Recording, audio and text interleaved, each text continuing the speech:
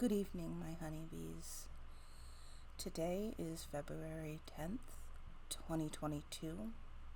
It is a Thursday, and I've decided I can't put it off any longer. So this video is going to be about why I wear yellow and what sunflowers mean to me. This video is a medical update, and I am going to preface my medical updates by saying that I would rather you protect your mental health than know my full story. I want to inform people and raise awareness, but at the same time, there's body trauma, medical trauma, hospitals. If any of those things trigger you, I would rather you just skip this video, drink some water, go watch some cute animals.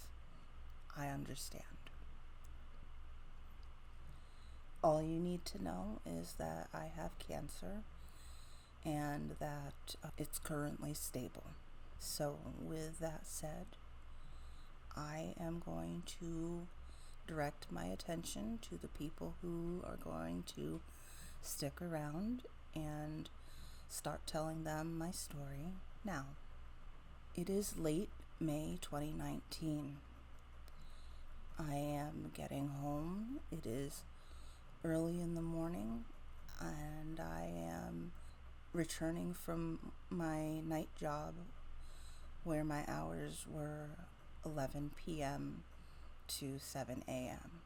My leg is in extra pain and has been for a few weeks, and all I can think about is taking a hot shower and getting into bed. I put my key in the door. I greet my handsome kitty because he is always waiting for me when I get home, and I go to my bedroom. I take my work uniform off for the day, and I was really looking forward to hopping into that shower. Little did I know that extra leg pain I had been feeling was my left femur slowly fracturing and breaking beyond repair. I took that one literal hop into my shower because it's a bathtub style shower and I'm short, and it was the last hop I ever took on both feet. What happened next is a complete blur. I remember firefighters. I remember them telling me I was going to have to find a way to stand in order to get out of that bathtub. I remember screaming. I remember waking up in a hospital gurney and being asked to remove my nose ring because they had to do some kind of scan. And then I remember hearing the doctor saying a big word that ended in sarcoma.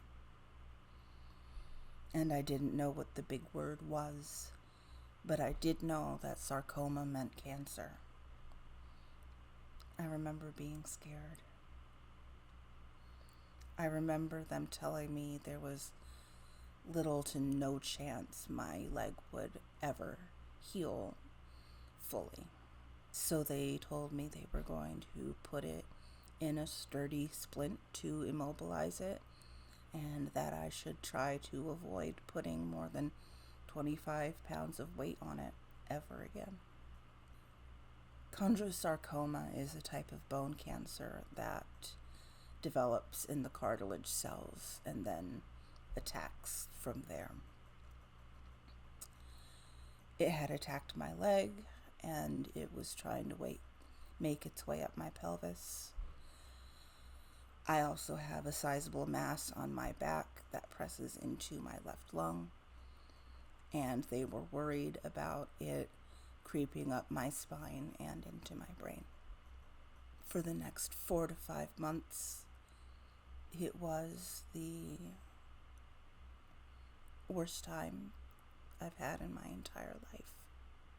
I didn't understand how they expected me to recover and do physical therapy and learn how to walk again if I couldn't put more than 25 pounds of pressure on my leg. I had many nurses that were kind, caring, selfless, and tireless people in the hospital and in the nursing homes. I had just as many nurses who were lazy, mean, opportunistic, and outright abusive. I have had experiences with nurses that were scarier to me and have had a deeper impact on my life and mental health than sexual assaults I've experienced. It's really difficult for me to imagine elderly people in those places without an advocate. I wouldn't wish that experience on anyone. And I'm not judging anyone who has made that choice for their elders. Please do not get it twisted. I'm just saying that because I had a horrible experience and was traumatized by that horrible experience, it's difficult for me to imagine that there are any nursing homes that are good. And I know that's not true. I know that there are good ones. Please understand that I know I am coming from a slightly irrational, traumatized place when I say these things. At any rate, by early July, I had had so many bad experiences with nurses, including nurses whom I believe made no effort to avoid continuing to damage my leg further. I slowly came to the realization that it was true. No matter how long I sat still and played good girl, my leg just was not going to heal fully. And further, that to stay in excruciating pain, breaking and fracturing my leg every time someone didn't listen and was rougher with me than I could handle, was pure madness. And I truly feel that they never should have presented it as an option. So I made the decision to have my leg amputated. And on July 13th, 2019, an orthopedic surgeon did just that. That day, when I awoke from my procedure, I noticed that my tablet was already playing a playlist of ASMR videos that I had found soothing while I was there in the hospital. It was a playlist of rivers running, and I looked at my tablet and I swear I saw my grandmother's name reflected in the water of that river. And from that moment, I knew that I had made the right decision and things were going to be okay. That whole time, mind you, was during the early parts of this panda habitat. I could not have visitors.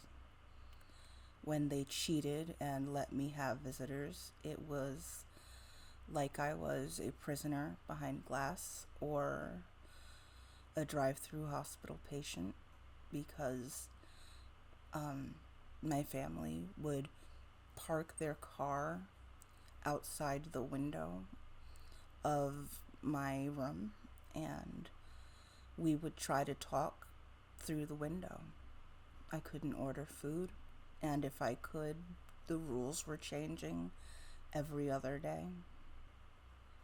If not for my cell phone and my huge bag of yarn, it would have been me alone in a hospital room with Judge Judy and Jerry Springer. Then came the period of my life where I was in and out of the hospital for inpatient chemotherapy. 3 weeks out, 1 week in, like clockwork. Every time I would go back, I would lapse into these silent, streaming tears because there's just no way to go into a week of shaking, sweating, nausea, people who don't understand exactly how awful even smelling food makes you feel, insisting you have to eat, waking you up at every hour to poke and prod at you, and give you pills and take your vitals, always just after you've gotten quiet and some semblance of comfortable. There are different kinds of chemo. Some are okay to do repeatedly. Some you have to stop after a certain number. The inpatient chemotherapy I was doing, you could only have a certain number. So my last day of inpatient chemotherapy was January 1st, 2020. I remember because the night before, my room had to be moved because the number of people admitted to the hospital that night with the virus had ballooned, and it was no longer safe for me on that half of the building. I am immunocompromised, and that whole hallway was now patients with the virus. Since then, I have done outpatient therapy 4 days every 3 weeks, like clockwork. The mass on the rear side of my chest cavity has calcified and is inactive. We hope to continue to see it shrinking, but as yet it remains about 10 by 13 centimeters. The mass in my leg that was creeping towards my pelvic bone and my spine was removed with the amputation and has not shown any sign of returning. I am telling you this because even though I knew cancer existed, I never knew there were people whose limbs just gave way and broke seemingly out of nowhere because of it. I never knew its potential to change a person's life forever. Not like this. I didn't know. Yellow is the color of Chondrosarcoma awareness. And I wear it because I want people to know what bone cancer is, what it looks like, what it feels like. I didn't get into it in this video because the reason my cancer wasn't found sooner is extremely upsetting to me. The short version is that I was a victim of being stereotyped and taken less seriously by doctors for years. For years, I complained of pain and other symptoms, and not once was a scan of my body ordered. They loaded me up on muscle relaxers that were addictive and expected me to try to find a way to function despite the fact that they make people massively drowsy. I complained of pain, especially where that mass and my back has grown for years. No medical professional went beyond poking my side with a couple of fingers and saying it was a muscle spasm until it was too late. If you are a Black woman especially, I am talking to you right now. Know your doctors. Be sure they are hearing you. Be sure they are taking your symptoms seriously and connecting them together. Especially if you go to your doctor with persistent symptoms and they claim not to know what's wrong with you. Keep pushing. Do not accept what I accepted, because I am sure this cancer could have been caught before I lost a leg. I am determined to make sure that if I have to live this reality, that I will not let one more Black woman become a statistic and another victim of racial medical negligence. If I can reach just one other Black woman by wearing yellow and telling my story, I will have done what I set out to do with this. I love sunflowers because to me they represent strength, resilience, and a refusal to let go of my happiness. I'm a happy person. I try to have a smile for absolutely everyone. My nurses frequently commented on my positive attitude.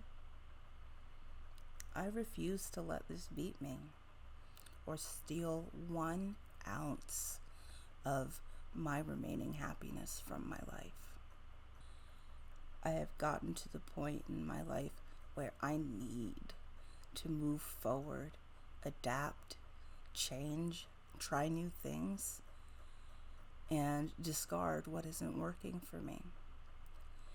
And as long as I feel happy and fulfilled, and I am building my wonderful community of honeybees, I know in my heart that I'm living my best life and the life that was intended for me.